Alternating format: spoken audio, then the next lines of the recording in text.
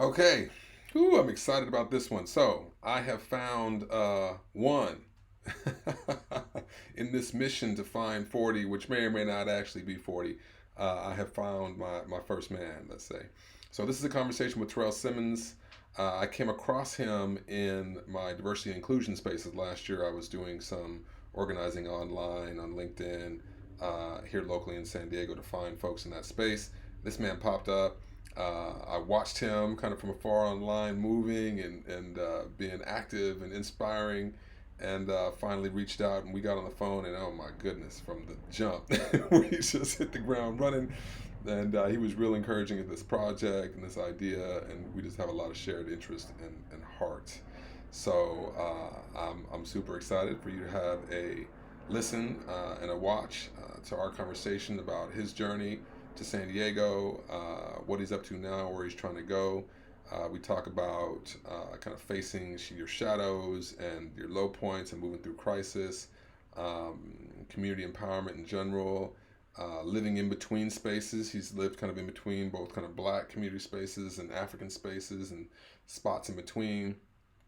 Shout out to my Filipino folks in San Diego. We have a moment, a pause to talk and appreciate our Filipino brothers and sisters. And yeah, it's just a fun conversation. So I'm gonna get out the way and let you listen. We're trying to be high on content, low on filler here. And thanks for being here. Peace. It's there. I'm pressing record. I'll do all the cool stuff later. But um, yeah, man, you were the beneficiary of a. I put starch in this shirt. I ironed this shirt. It had. I literally. I haven't ironed anything. I don't know when I've last ironed anything, and I cut off at least 8 to 10 days of hair on my face and head. So, Oh man, I'm gonna do that tomorrow. I got a special appointment with my barber. I see. I see. So what? You gonna break? You gonna break fast, as they say? You gonna jump the line? I want to break fast because I got some more Zoom calls. I just want us to get it in because we if we don't get to it, I don't want it to linger on Mm. another week day because we be having some really good conversations. Shoot, I Ooh. wish we would have recorded some of the ones we had already. Ooh. Ooh. But it's been beautiful. Yeah. So this is the first time we've like looked eyeball to eyeball. It's Yeah. almost like saying what's up.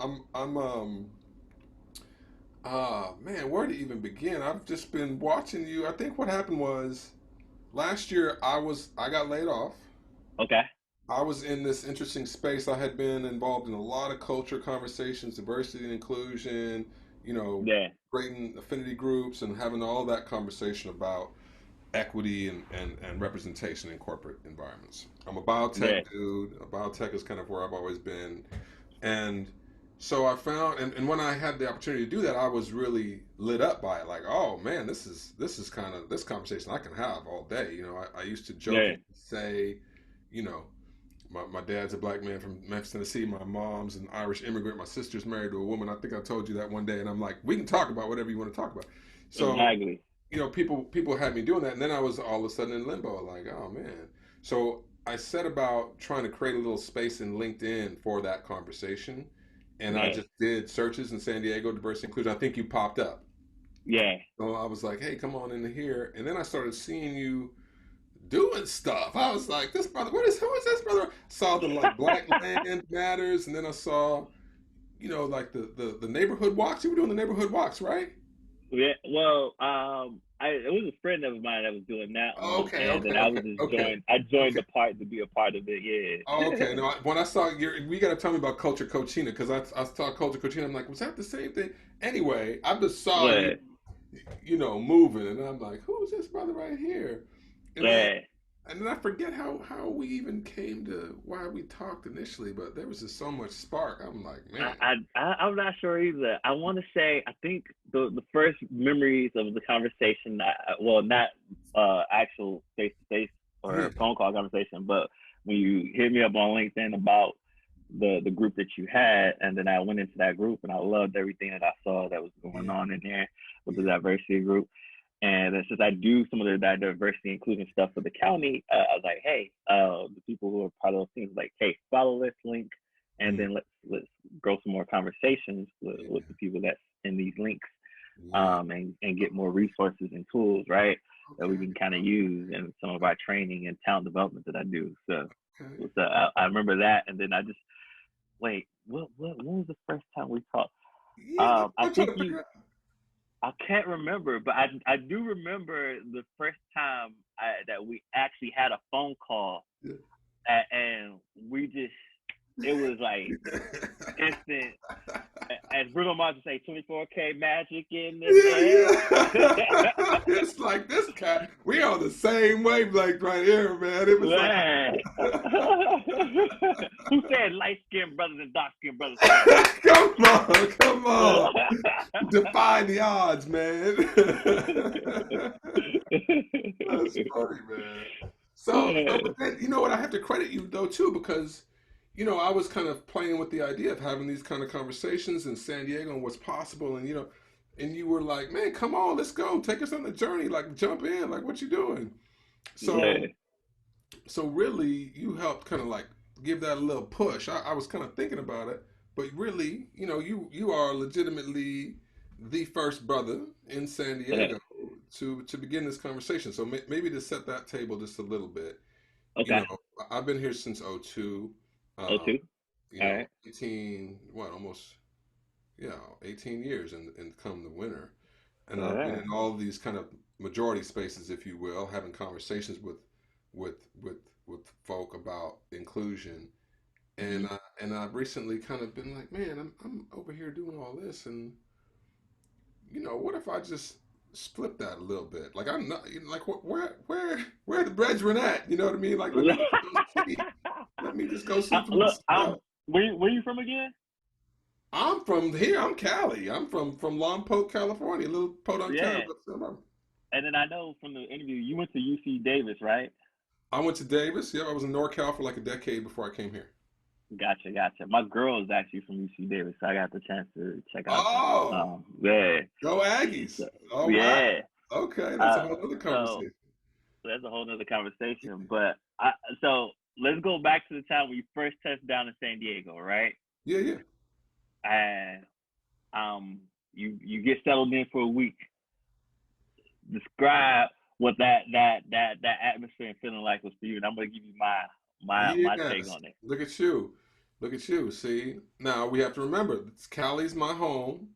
I've always moved. I'm one of these in between brothers. So I've always been used to being the one drop of melanin in spaces, right? So I'm pretty used to being that one. And so in my hometown, it's probably about the same percentage as is in San Diego. When I went to NorCal and was in Davis and hanging out with Bay Area brothers, like that was my concentrated black period of my life. Like, wow. And I got to San Diego. Yes, that kind of like cricket sound of like, where is there black spaces here? Like I think there are. I would dip. I would try to get to Southeast every now and then or kind of be in spots, but it's even then what didn't feel like, like it can feel in Oakland or Vallejo. You know what I mean? When you're like you're like, okay, I'm in the spot now. Like, what's up? But it wasn't so foreign. And my sister had lived here. I kind of knew a little bit about San Diego, and I was moving here from San Francisco, so it wasn't a huge leap for me. Gotcha. So as you were about to tell me this piece, tell me, what brought you here in the first place? How you got here, and then what that vibe was like once you got here. Okay. So I grew up in the DC area, born in New York, raised in DC, and what initially brought me out here was a program called AmeriCorps, which was like, and I was in AmeriCorps NCCC, which is like a domestic type Peace Corps. You sign up for a year, and they give you about, I got like $5,000 for a scholarship after a year's service, and I get to, if I was coming out of school and to do the program, they delay all my payments and so forth. They pay for your room and board. They pay for pretty much everything. And we traveled up and down the West Coast doing all these Habitat and Humanity projects. everything from running an Easter Seals camp to doing America Reads, which was, I think at the time, was, I want to say, Clinton's program. I can't remember who was in office at that time, to help underserved communities, elementary school, with help them out with reading, get their test scores up because they were below the national average. Disaster and relief work, working alongside with the Red Cross and so forth during that year. So that's what originally brought me out here. And so backstory to how I got into that is I got set up with my mentor, who actually lives in the Bay now, white Jewish guy. Because and how I grew up in DC, I grew up in a very rough neighborhood. I didn't know my biological dad, but my stepdad, who is actually of African descent, from Lagos, Nigeria, came here as an immigrant, made it for himself, and provided for our family. We didn't have that great of a relationship until I got older. So I didn't go naturally and gravitate to him naturally to be the man of the house and take the knowledge and information he was providing down to me. I went to the streets, and then anybody who knows, when you start to go down that path, especially in the time at DC was like the murder capital. So I was just going down the wrong path very quickly until I met this mentor who kind of got me on the right path. And then we can get into that later. But that's what initially got me over here. Well, so what, he recommended AmeriCorps, or like how did that? What was the actual? So I had did 1 year at UDC. I was kind of failing my classes, which is University District of Columbia, or wasn't doing well. Didn't have any direction. Didn't know what I really wanted to do in school. So he's like, look, why don't you take a year off? And then also keep in mind, I'm trying to change my life around. Because I originally got connected to him because I had to do community service. And, you know, as a kid being labeled with ADD by the school system, and, you know, and I was the class clown, of course, and going through everything that I went through. I wasn't the straight A student, right? I wasn't the best kid in class. And then the crews that I was hanging out with, they call them crews back then. What they would probably call gangs now. We would get in a lot of trouble from all the different stuff teenagers do when we out in the streets running and gunning, right? And I remember mentally saying to myself, I don't want to be like my biological dad at all, because he was in and out of jail. Didn't really get to know the man. And so there was a period of time in that high school year where I started to see the shift of there's people who wasn't gonna make it, and there's people who was, right? And I saw myself. I was like, oh, I need to get my act together, because I'm about to go down a path that's not really meant for me. And then the judge said, hey, I'm tired of seeing in my courtroom for these petty things. You come in here again, I'm gonna give you some jail time. Like, all right, let me straighten up my act. School wasn't really giving me that outlet that I needed, because, you know, I had ADD. Teachers didn't like me in their class. Went to a soul class. I don't want them here. I'm not trying to help them. Blah, blah, blah. Connected to this mentor, white Jewish guy, who was really passionate about helping young folks that was like me, but he took the time to really get to know me, help me navigate some things. And then that same year, he got me interested in this. He helped me get more focused, turn my grades around, got accepted to an engineering program with Virginia Tech. And then at the same time, that same year, I did this science project that he got me, that I was interested in. He helped me kind of facilitate it.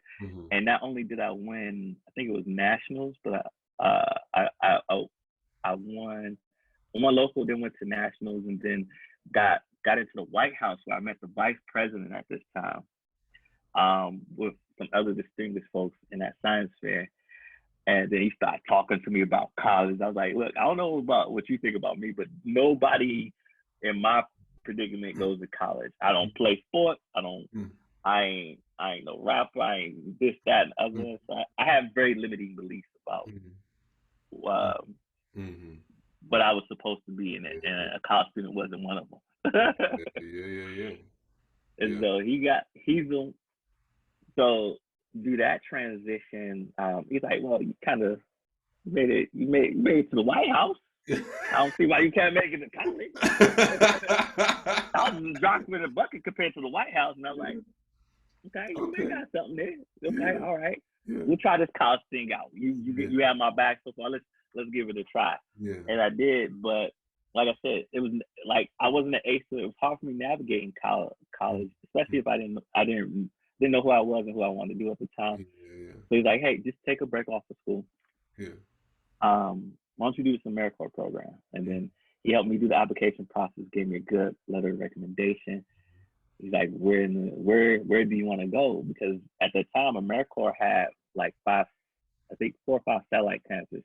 You do DC, somewhere down south, 2 things in the Midwest, or you can go over to the West Coast.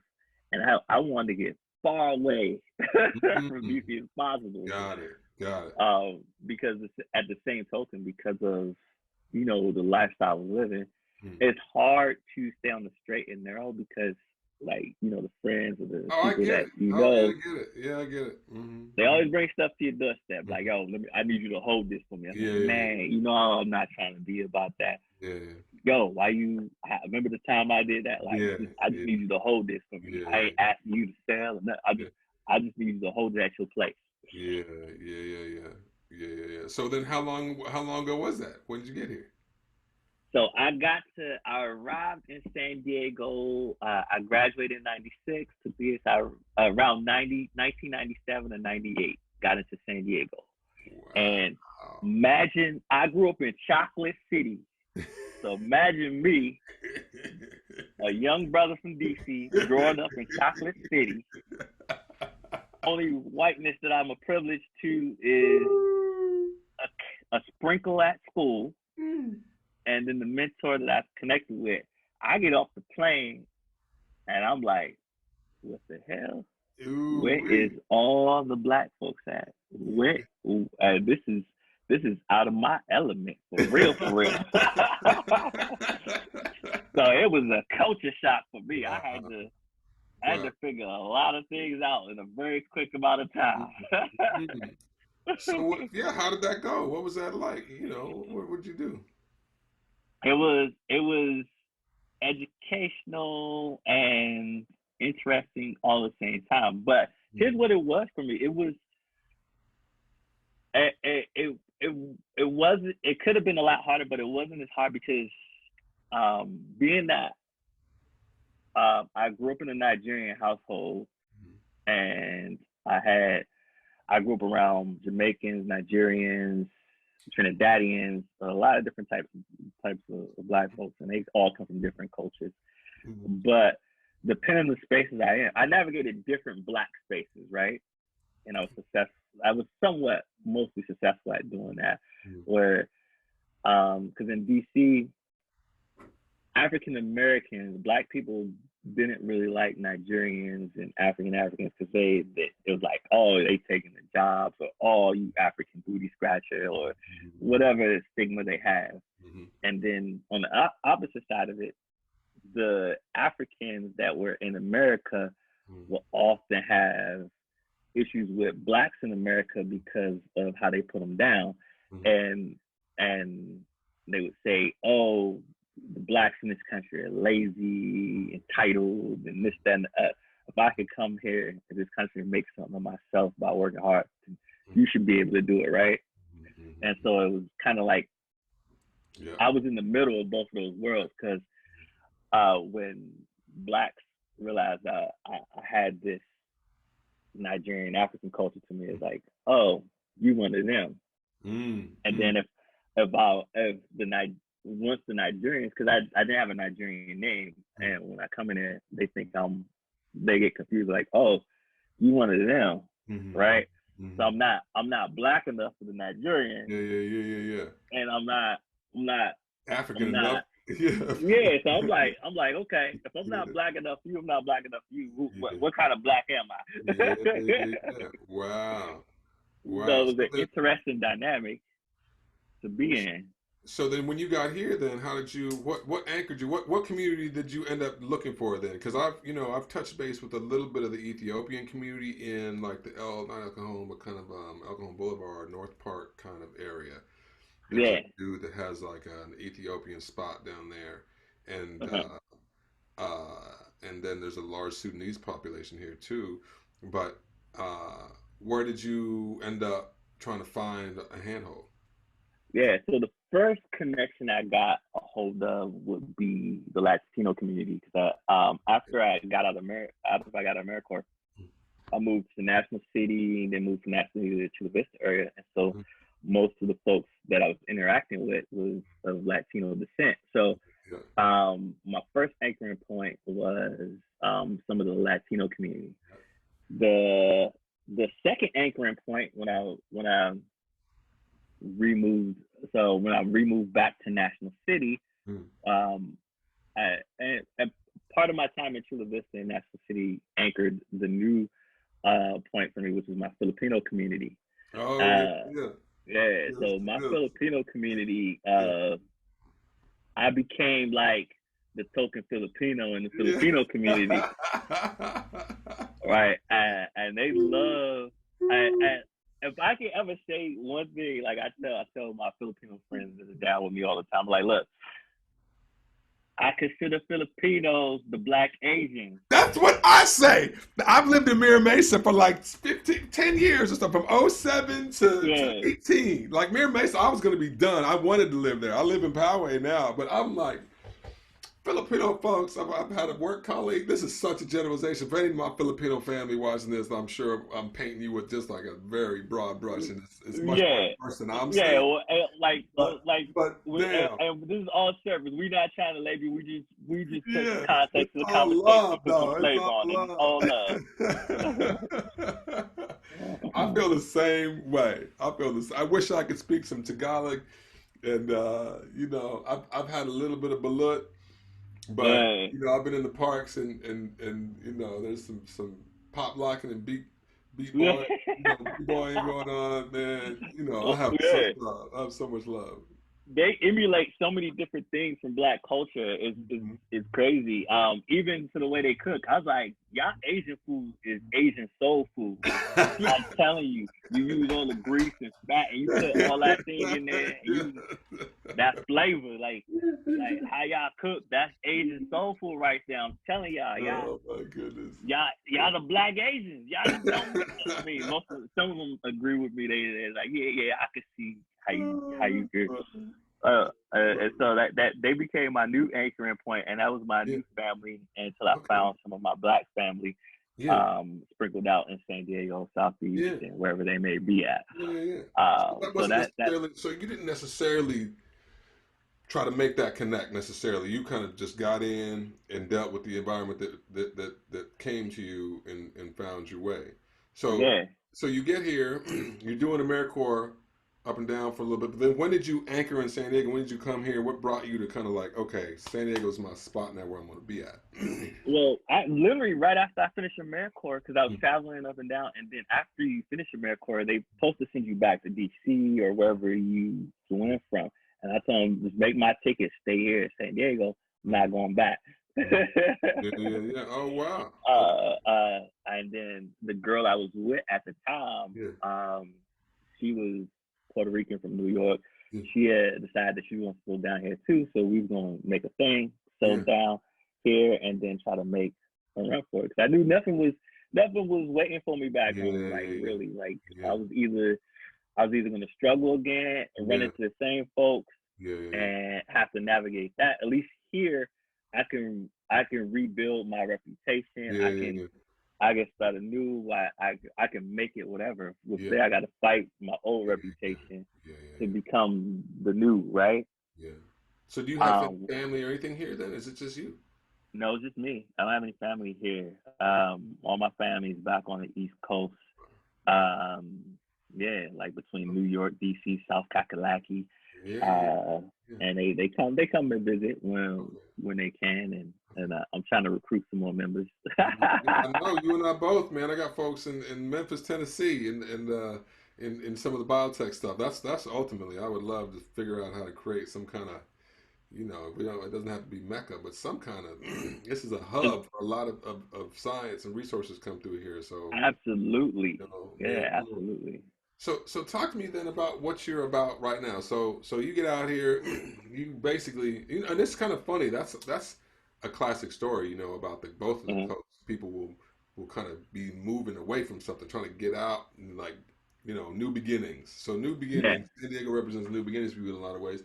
So now, I see all this buzz, people having you come talk, and you're talking about talent development and culture and whatnot. So what lane are you in right now? What are you about these days? So what I'm about is anything that kind of progresses our community and our community, our Black and Brown community. So, Yeah, um, and I don't just look. Sometimes people just may say Black excellence. Like I'm about Black excellence, yeah, but if you are in the space that empowers Black people and you yeah, respect the culture, yeah, I consider you about the movement too. yeah, Because yeah, yeah, yeah, we need our allies, right? yeah, Um, yeah, yeah, and yeah, so my biggest piece right now is around diversity, inclusion, and entrepreneurship and yeah, career business development for our communities. yeah, And I've been able to, so with to bring in Culture Cocina. So Culture Cocina was the diversity inclusion piece. yeah, Um, I do that kind of at my work, but I wanted to find a really or one of the me and my co-founders was that we were one time discussing at work, and so it'd be Wilda, Cynthia, who are friends of mine. One is a Latina woman, one is an Asian woman, and at my previous job at Saying Work for Partnership, we used to often joke like, man, we used to go out and eat together and break bread together, and we'd learn about our different environments, backgrounds, growing up, culture, mm-hmm, food, and food was the main thing that brought us to the table, and we would have some in-depth conversations, even mm-hmm, if we agree to disagree, mm-hmm, but we did it in a very respectful way mm-hmm. over breaking bread, and I was like, and we would always tease her like, man, one day I wanna just travel the world Anthony Bourdain and Oh, right, that man's and life was just like and magic. Yeah, just yeah, eat food and learn about culture. And then yeah, we would joke about it like, and then one day we I think Cynthia had this tour of Barrio Logan. Like she did this little tour for her friends, and they're like, man, you should like do this as a real thing. And so she like reached out to us. She's like, bro, you're good with the business side, with yeah, people and all that stuff. I could do the research, da da da. What do you think about doing this? Like, well, let me see it. And then she took us on the tour. I was like, yeah, you on something here.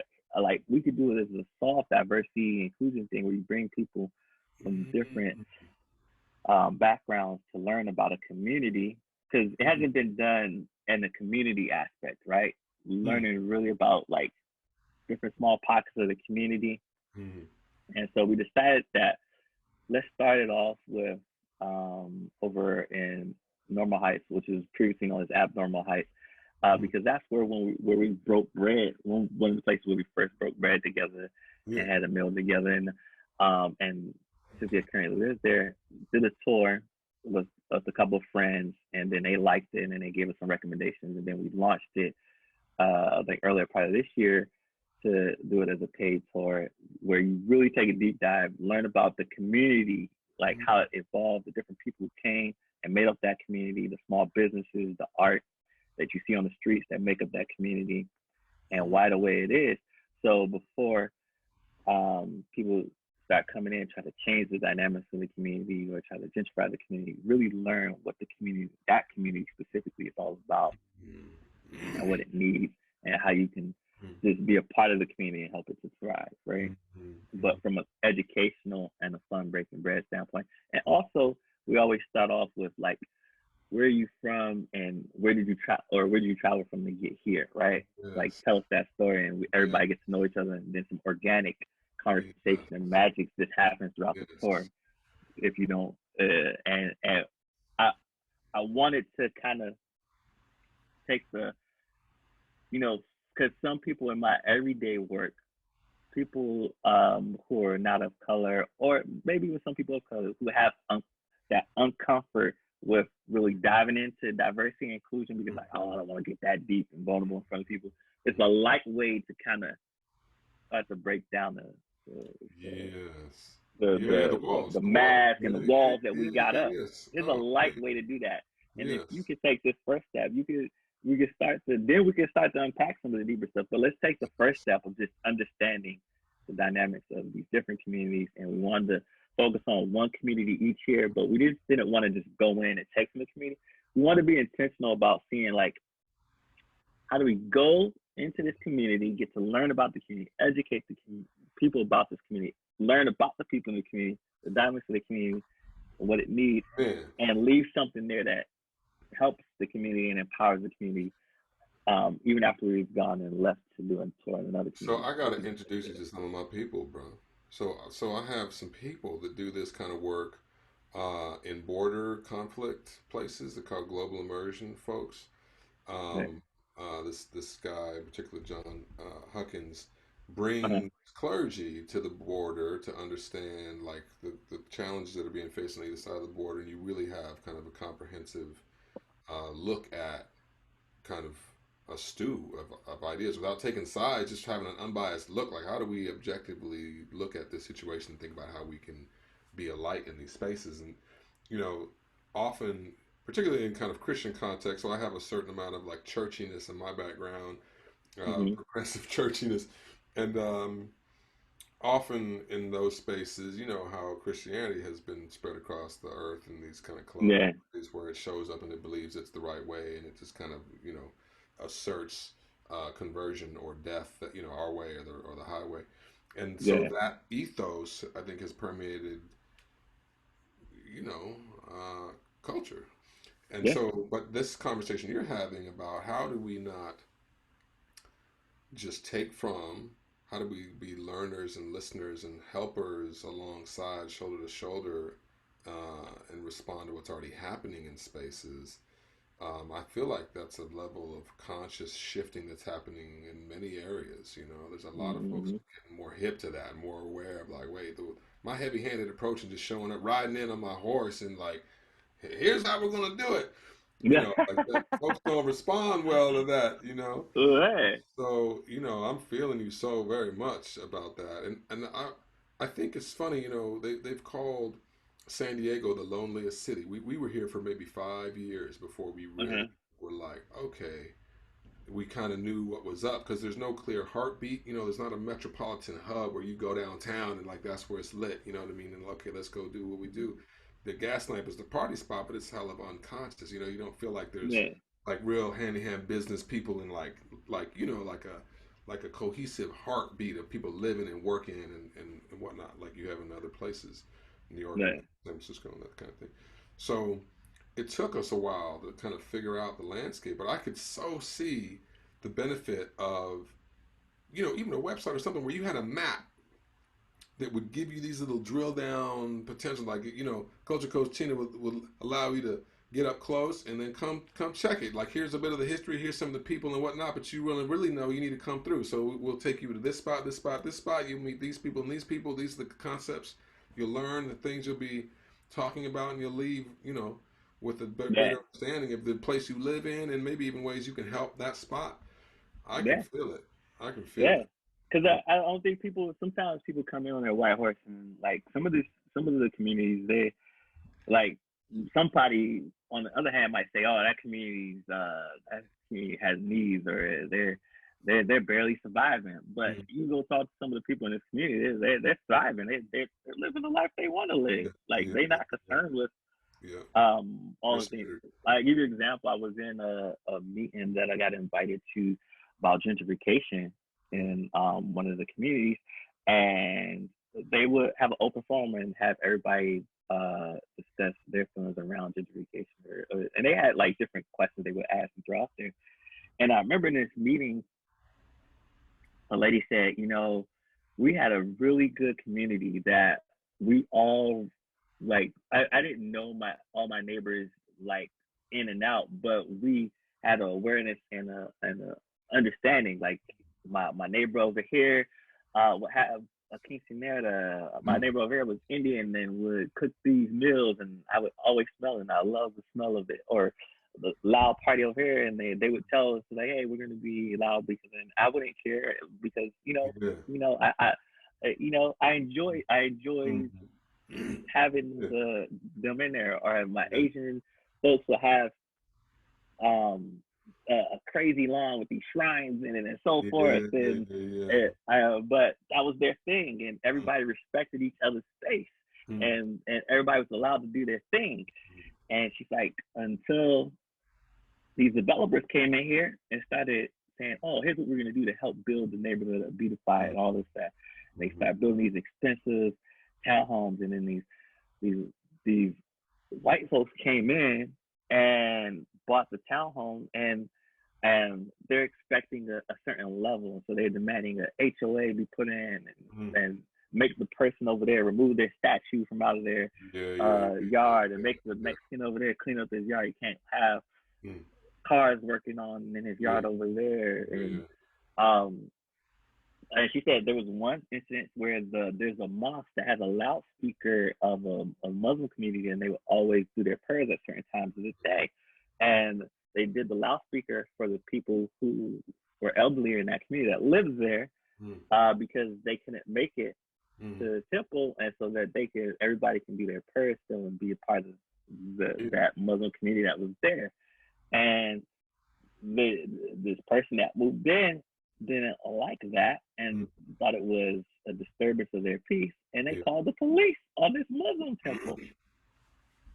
Yeah. And Yeah. and she's like, and this is the common reoccurring thing that's happening in these communities. Mm. One, we're getting priced up in the rent, and then two, we're Mm. being forced to be acclimated to this lifestyle that um nobody had a problem with Yeah. until Yeah. the people that were paying for this type of lifestyle. They come in as like, "Oh, it's cute. It's a hipster urban neighborhood," and then they get in there and they're like, "Oh, well, I want the cuteness. I only want this and that. I want to pick and choose what stuff I Yeah. want to look at my new expensive condo hipster neighborhood," Yeah. and that's not it. Yeah. Yeah. Yeah. Yeah. Yeah. Yeah. I know.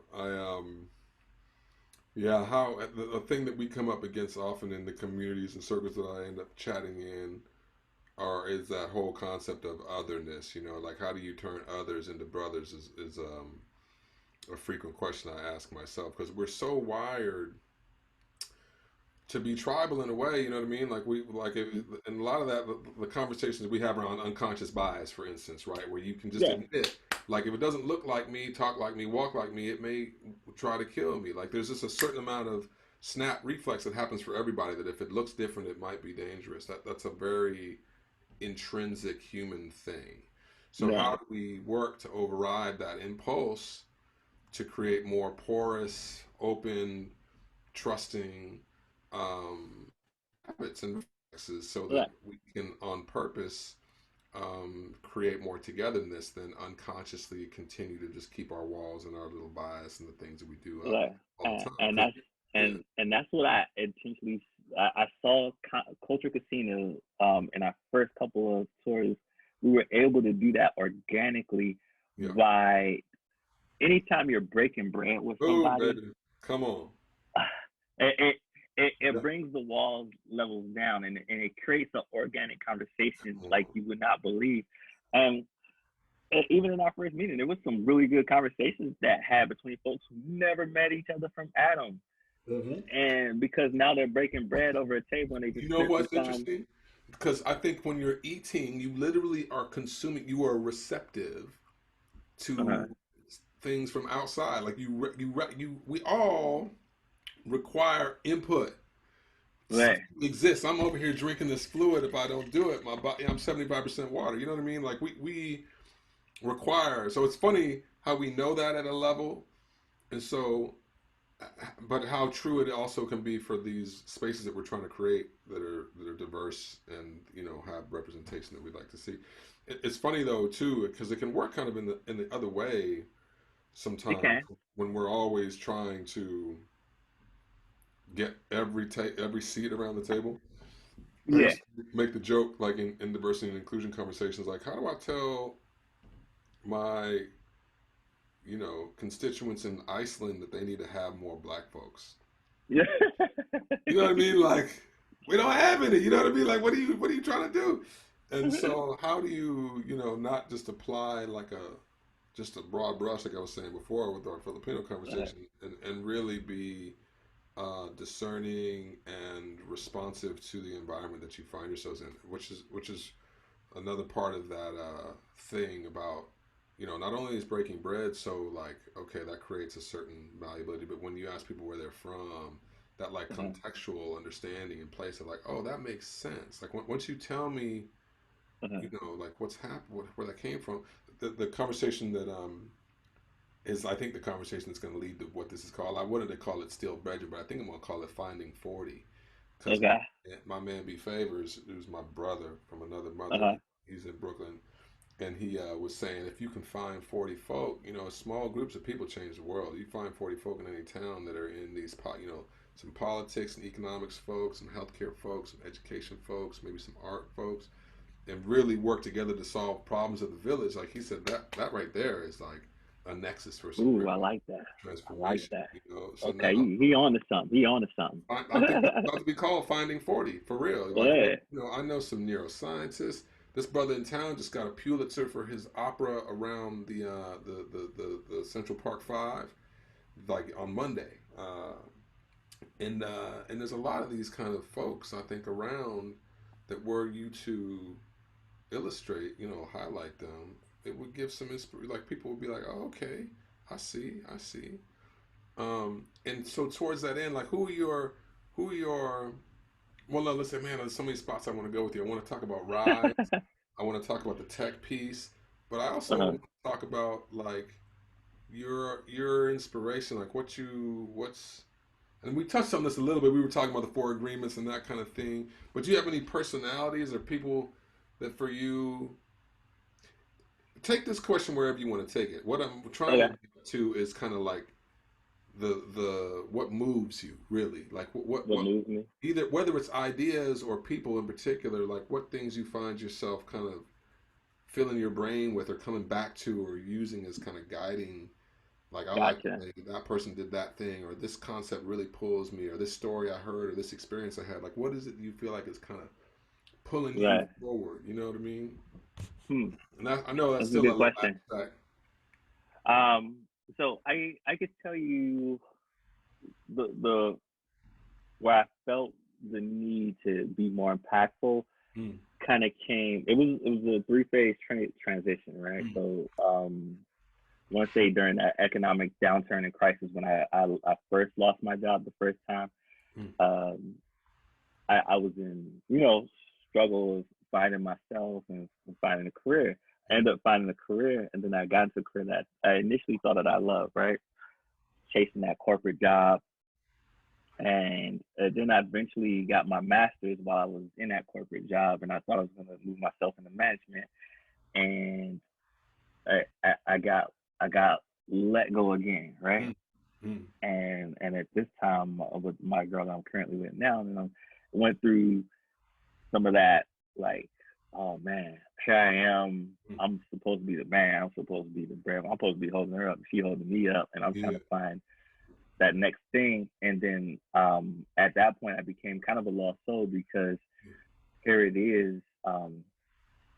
I was chasing this American dream that was sold to me not only, by education, but my dad was really big into it too. Get an education, get a good career. Once you get your master's, you untouchable. Like Mm. you gonna be able to do this, that, and other, and that did not pan out. And then I'm in all this debt, and I'm Yeah. like spinning my wheels. Like, Mm. is this it? Right? Is Yes. this is this is this it? I'm not even doing something that even when I was making the money, I wasn't feeling fulfilled in it. Yeah. I was more stressed out and more like empty than ever. Like I'm supposed to be in this place where I made it. I'm one of the brothers that made it out. I got a good job. I got 2 degrees, Mm. but I was like empty. I was on E. And so I went into this soul searching phase because I realized When that was this? money, When was this? this was probably around, I want to say 2012-ish, Mm-hmm. 2012-ish. And Yeah. where I was like, I was refinding myself, um, mostly trying to figure out, all right, money's not my motivation. Mm-hmm. I finally realized that. Mm-hmm. So Mm-hmm. uh, since money isn't my motivation in life, what is my motivation, and how can I get can I get closer to finding my passion and purpose? Mm-hmm. Come And on. so I started reading all the self help books you can think of, Mm-hmm. doing Myers Briggs, strengths assessments, you name it. I Yeah. was reading it, I was consuming it. Yes. Everybody from Tony Robbins Yeah. to Yeah. whoever his mentor was. I'm Yeah. like trying to Yeah. Yeah. find it, whatever that it was. I was trying to find it. Yes. So that eventually led me back to a conversation I was having with a friend. Like, hey, you know, the happiest I seen you was when you was doing AmeriCorps, you was doing all this nonprofit stuff, you was helping people, and I was like, yeah, but I can't make no money in nonprofit. And so I started doing some research. He's like, why can't you? Like, I know a lot of people who working in nonprofit that's making a living. So I started doing some research, seeing what's out there in nonprofit, and one that speaks to my skill set of what I was really good at. And I eventually landed on fundraising development, which was going to allow me to be able to sustain a lifestyle that I wanted to continue. And so I went back to school, went to UCSD, got a fundraising certificate, and started helping nonprofits. And through this process, um, I accidentally landed a role with Family Workforce Partnership, but it wasn't to do fundraising development. It was to do development for this new youth program called Connected Careers, and to kind of rebuild it from scratch. It was a mayor's initiative at the time, very highly publicized program, and the goal was to help with youth employment in San Diego, specifically in underserved communities, and help them get into internships and jobs. Yes. Um, and at this point, I was like, oh, this is perfect. I can't wait to do this, right? It started speaking to me in ways that I couldn't even, it took me to a whole other level of fulfillment, right? Mm. Um, Mm. and at the same time, I thought I was like, I'm gonna really help these youth. And then at the same time, these youth was helping me because they was opening my eyes to things about within myself that I realized that was broken, right? Mm. And understanding that, and then realizing I have to fix these things so that Mm. I can fully help them as well Yeah. Yeah. navigate these spaces Yeah. that they're Yeah. trying to navigate. Yeah. And so and Rise kind of helped me out with that process. Yeah. Um, Say it now. Talk to me about Rise. so Rise is a program, urban leadership program that's backed by USD. Mm-hmm. And basically, what it's doing is taking all these different people that work in our communities, Mm-hmm. and we'll put them all together in one room, and it's a microcosm of what's happening out in our society, in our world, in our communities. Mm-hmm. And they take it from a servant leadership to a broken, the wounded leader, wounded healer, Wounded and Healer. Yeah, yeah, yeah. That's Henry Nouwen right there. That's yeah, type yeah, of yeah, contextual concept, yeah. and put us in a room, and they do all sorts of stuff. They break us down to build us back up, and No, they I do heard. this You know because what I was told today? I listened. what? There was an alumnus that's a partner of mine that leads a church community here in town. The Reverend Uh, Dr. Lee Hill Jr. And yeah, he was in it last year. I think you might have been in a cohort a few years before that. But he was talking to me about the spiral. He said, if you talk to anybody about Rise, ask him about the spiral. well, I can't divulge everything in the spiral because What happens in the spiral stays in the spiral. but the spiral is a crazy place to be. But when you're navigating the spiral, it really taps into, without giving it all away, because if you go into the program yourself, anybody don't want usually Yeah, don't yeah, yeah. appreciate know it, but it taps really into the unconscious bias of everything that's happening in our community, Yeah. and you come to face with your own demons in that, Yeah. and then also the demons of others, Yeah. and you have to learn how to navigate that. Yes. Um, and and because if you can't navigate that when you're trying to make change in the community, and this shows up, and you show up in Yeah. a abrasive manner and don't even know it, or maybe recognize it because somebody triggered you, Yeah. it's really kind of showing you how that dynamic of the community works. And even when you're showing up in the community in different spaces and places, Yes. right? Yes. Um, so that spiral really challenges you in a lot of different ways, from your point of view, your bias, and Yeah. then even if you're hurt yourself, and understanding, it's okay to be hurt, right? Yeah. It's Yes. okay to be Yes. wounded and operate from that space at times, but Yes. just Mm. having the awareness to know that, hey, Mm. you're acting this way because of this, Yes. and this is how you're showing up. Yes. Um, just to have that Woo. awareness. So Mm. it got real deep, and then Yes. it helped me unpack all that, as I would say, and then repackage that, and Mm-hmm. then Mm. it helped me to realize, uh, the next stage in the transformation of who I became Mm. is I was working, I was I was working in a system, and the system that I was afforded to work in, and was privileged to work in, um, the leadership and the way that the system wanted to operate to help our communities wasn't always the best thing Yep, for I our get it. communities. I'm hearing everything in between the words. I get you. I feel it. Yes.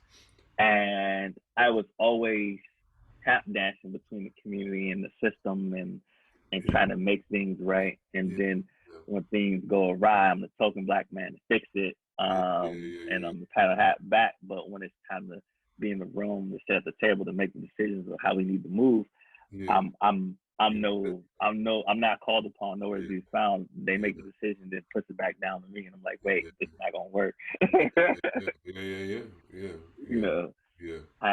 and I made a conscious decision that I wasn't going to be that anymore, because it Mm. wasn't healthy for me.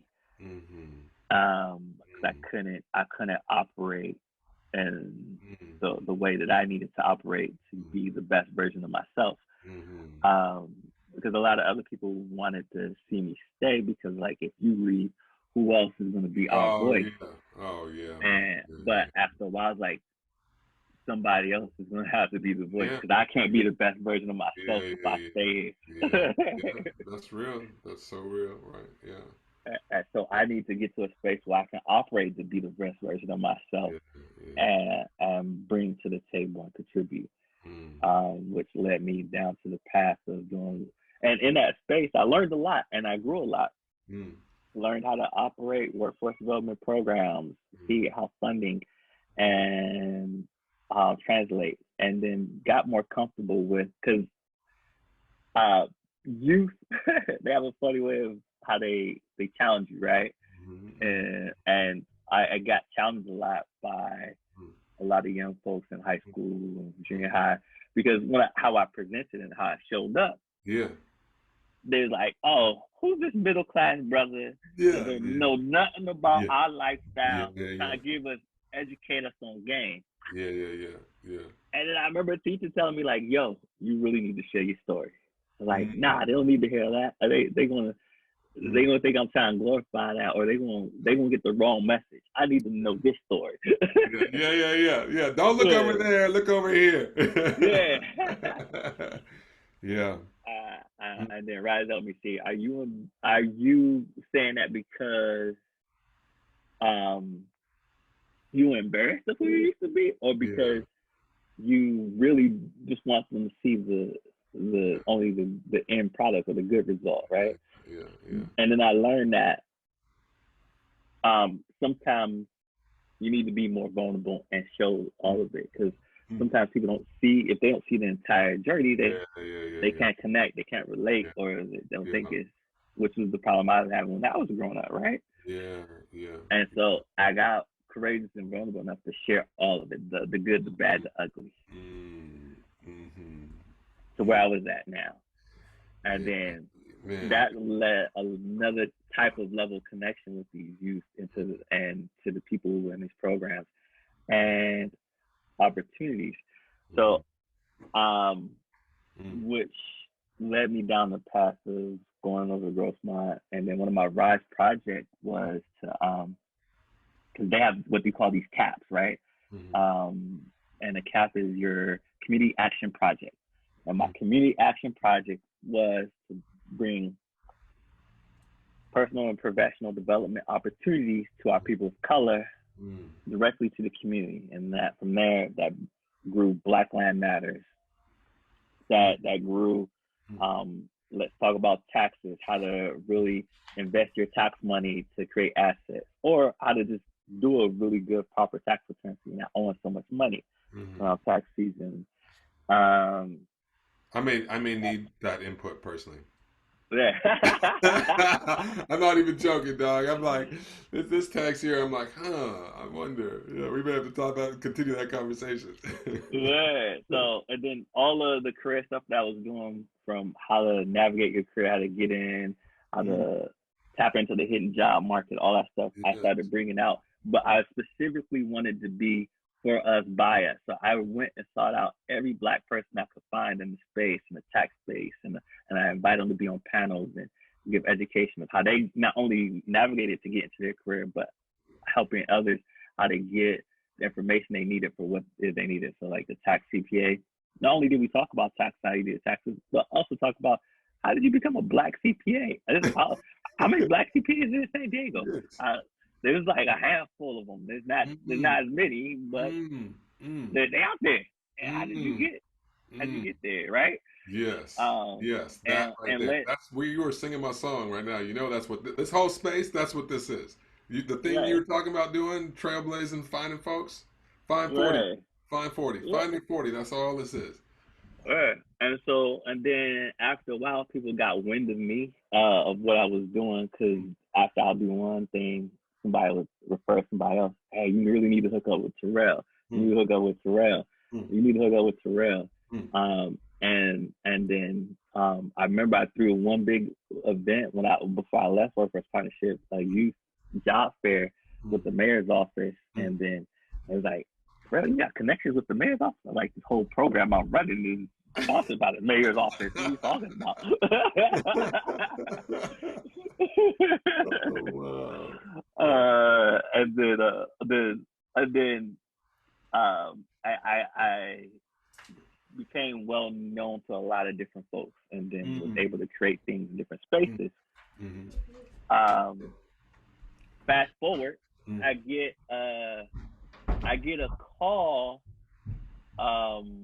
from because I was working with the Urban League at the time to create that program. And I get a call that says, "Hey, is this guy that's working with Google and Techstars? They got this entrepreneurship thing coming to town. Google's really on this diversity kick, right? And they need this startup weekend thing that we do every year. Every time they launch, they get a bunch of white and Asian people to the table, right? Never get any people of color, but they started to recognize that diversity makes better products. It's good for bottom line in business, right? And so that's the real motive behind it. But they're selling as a diversity inclusion piece. It's okay. I'll take that. Let me get more of my people to the table. Works for me. Yeah. Oh man, can you help us? Yeah. So long story short, can you help us put this out to the neighborhood? And I was like, sure. So I started like putting that, and then making that the next piece, promoting it, and then they say, hey, you should really be a part of this thing. You should participate, and it's a 3-day weekend long thing. Is it every year? They try to do it every year. I think this year might be different because of this year's coronavirus. Yeah.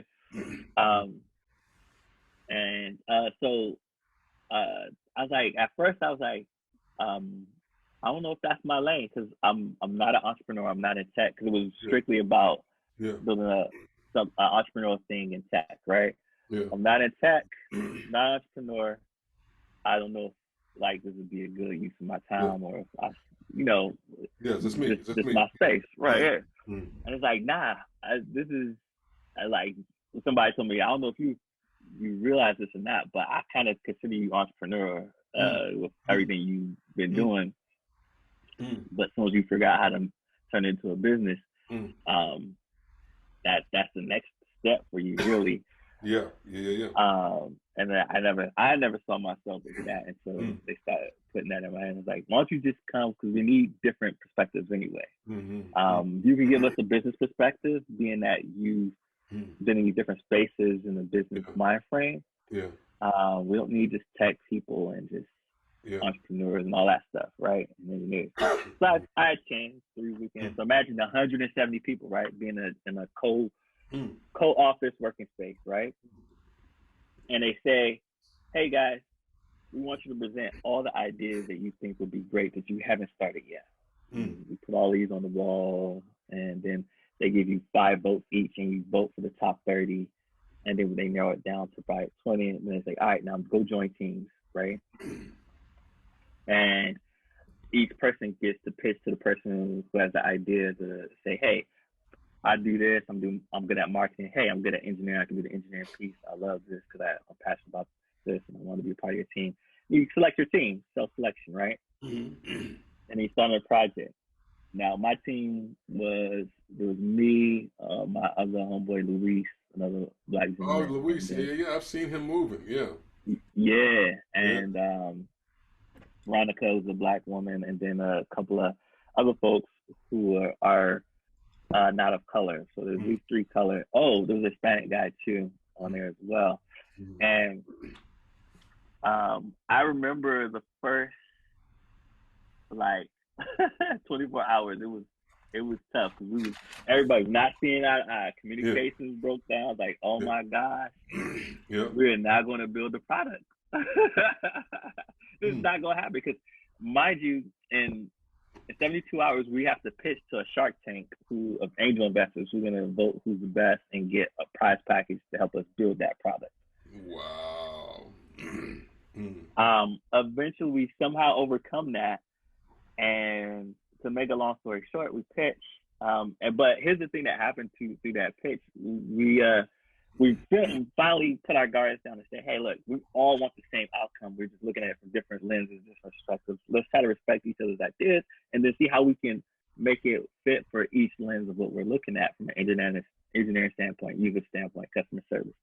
So by the time we pitch, because of that big blowout argument we have and then having to settle down and actually getting to know each other's lens, we won the competition, long story short. And I believe it's because not only one from the diversity piece of how many we were one of the most diverse teams, but two, that argument that was fostered because of it, Yeah. and being able to see everybody's lens and try to actually address all those different layers. Mm-hmm. As when the Shark Tank starts getting off those questions that we argue about, we had an Yep. answer for every single one. Yep. Oh wow! Wow! And Wow. to give you the idea of that product, the product, which is now named today EvoGrant, is a SaaS software to help. Evo what? EvoGrant. EvoGrant. It's a full service SaaS software that we're trying to develop that helps nonprofits get money and funding, find and get money and funding so they can go out and save lives and change lives. Because we all know it's so hard to get those grants, find those grants for nonprofits. So we want to try to make it a lot easier and faster for them to do that. We saw that one of the issues was if you were lucky enough to be a small or mid-sized nonprofit for the grant writers only have like a 6 or 8% close rate. I don't know about you, but if my phone only works 8% of the time, that's a problem. Yeah. and these folks are relying on that money to do the good work that they're doing in these communities, and they have to overcome so many hurdles to find it and then get it right. And so we want to try to solve that problem with this software and service. That's still being built. Oh, that's a fantastic thing. And, you know, the idea that you're not techie enough, I'm in these spaces often as the translator between science-minded folks and business-minded folk, and there's always communication, bridge building, understanding multiple perspectives, and like finding that middle ground Yeah, is at the heart center of anything human beings are trying to do. If there's a human being absolutely. involved, you're gonna need some brokering and some Hmm. some some empathy and some understanding. I get hands down. So whether you got every technical piece or financial piece or experiential piece, the human Hmm. piece is Yeah, required. So I can see it. yeah, I can and see you leading. I can see you leading right from the front. Come on, let's go this yeah, way. You know. yeah, and then the tech people speak a very different language from the finance people to Yeah. the HR people, Yeah. and so I had to like bridge all these languages Yeah. Yeah. and bring it together. Yeah. So so Yeah. that's the Mm, best way I could transition all those pieces, and that would start my journey into entrepreneurship because mm, after this after this happened as well, mm, and I left Workforce Partnership, the Connected Careers program where I was always out speaking to young folks running mm, trainings. mm. After I left, people started looking for me because I'm no longer with the organization, and but they want specifically me to come, Yeah. and because they want my story to Yeah. be said to the kids that the Yeah. black Yeah. and brown kids that are in their community, Yeah. Yeah. and they didn't have that after I left. And Yes. it's like, hey, Yeah. I know they're still doing this, but Yeah. could you Good come try. out and do it? I was like, I really can't. I got a day job right now. I gotta pay the bills. And then they was like, well, how much would it cost for you to come out and we'll wait for you? I was like, how much would it cost? They're like, oh, uh, shoot, you want to pay me to come speak? I don't know. And I remember the first big check I got, right? Yeah. Somebody said, how much would it cost for you to come speak? And I had to give them a number. And they was Mm. like, oh, that's it. And I was like, wait, you would have paid more? That was low. Oh, I I gotta was like, you would have my paid more? fingers. Yeah. Shoot, I need Yeah. to raise my price. Yeah. Which is probably true. It's probably true. Wow. And Wow. that's where like Mm. the entrepreneurial uh, Mm. part started to really take place Yeah. and started to Yeah. build. And Yeah. then I started building out contracts in my spare time, Yeah. come help out.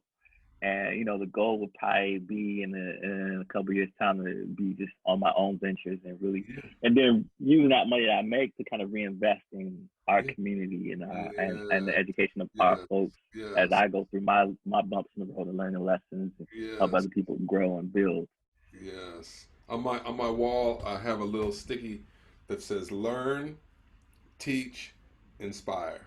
Like Yeah. that's, I mean, maybe the other way is how I should illustrate it, but that's kind of the space I'm trying to live in. You know what I mean? Have my own area, of constant growth, and like, Hold on, I like that. Where did you get it as a did you write it up yourself or you oh, found it, it it is somewhere? a sticky on my wall. I literally, yeah, like that. That's it. I Learn, gotta write that because do it, do that's it, kind of man. my motto. I And know that's what you're doing. That's what you're doing. learn, Teach, teach, inspire. inspire. I love that. That's kind of my motto. I've been Mm, doing it mm.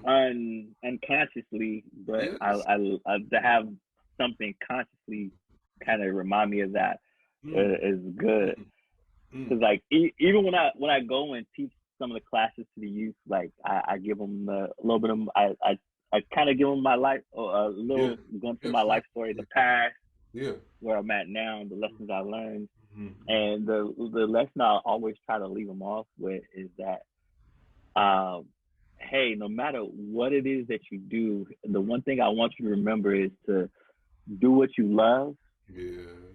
and love what you do. And Yeah. I repeat it to them. I say, look, do Mm-hmm. what you love Mm-hmm. and love what you do. Mm-hmm. Mm-hmm. Don't chase the money. Let the money chase you. And here's what I mean by that. Because a Yeah. lot of our young folks are chasing the money, or even from my immigrant folks and immigrant parents, they'll always tell them, Filipino, oh, become a nurse, become a Yes. doctor, because it'll make Yes. money. My Yes. Nigerian folks, they say, oh, you need to become an engineer or a doctor because it's going to make Mm-hmm. you money. And Mm-hmm. your parents, everybody mean well by that when they say do this. Yes. Yeah. But I want to discourage us from that because a lot of people are not working in their path, working in their gift, their Their warehouse, purpose, whatever bro. it is. Yes. When I started working in and doing things that I love and working in the Yes. warehouse of my purpose and my Yeah. passion, Yeah. the money showed up. Like I Yeah. told you, they Yeah. started writing out the check Yeah. like, Yeah. we want to pay you Yeah. this many zeros to come speak. I was like, Yeah. what? Yes. Yes. Had I Yes. known they would pay me this much money to run my mouth, I would have done it a long time ago. I was Oh, like, so look, true. I told him, look at the class clown is teaching class now. Let's go. Let's go, man. Let's go. You speak my language. We can rhyme all the time. We can talk. What you want to do, man? All that kind of thing that like sticks in, whether it's finding 40 or call and response or whatever little things that kind of that ground the spirit of the word in like a way you can feel. Man, I want to write down everything you just said. You know what I mean? Do what you love what you do, and let the money chase you. I love it so much. I love it so much. And you wrote something on LinkedIn that I shared with my wife around that same point because she's in the same lane right now too. We're in this house. We consider ourselves kind of, called into some level of influence and helping people see beyond kind of maybe where they're at right now. Yeah. And what if you keep listening to that recording that I had there with my man B Favors, his whole lane is creating therapeutic spaces for people to come to an understanding of like who they are and where they're at, like to tap into that purpose place and reignite them. So man, I see you. I appreciate. And here's the crazy part, brother. I'm still tapping into that. I haven't fully found myself yet, right? I can but feel you. I can see I'm it. at I see it. I'm at a higher place than where I used to be. So yeah. The some people better be worried that I don't get to that place because it's gonna get dangerous. Go ahead on. Go ahead on. But you know what I mean? Like, please, we need it. Come, I'm cheering for you. This is the whole point, right? Is to lift and inspire. So I appreciate you stepping out and talking about things like vulnerability and transformation and transition spots and these understandings that you come to. That comments that you made about rise and looking at shadows and understanding how you show up in places and getting another view of your own woundedness, so that you know what's happening. We talk about all that, the mask that we wear, the mask that we live in. And I still navigate that space because I'm in spaces where I'm the only person of color, and the leadership around me may not feel the same way. May not have the same. So I still operate in those spaces, and but I'm more intentional about how I show up and trying to get my point across. Without quote unquote in their eyes becoming an angry black man when I'm just only passionate about what I'm the people and the community I serve. Yeah, man. Yeah, man. Hey, we're at the hour and 13-minute mark, and I know I told my wife I'd come down and we would chat here in these corona times. So no worries. We should probably call it quits for round one here, but I so appreciate you being. I consider you the inaugural, the lead conversation for what I hope will be a series of rich conversations about brothers. Absolutely. Thank you. And when I get my podcast up and running, I'm gonna have you on, and we're gonna start round 3 and 4.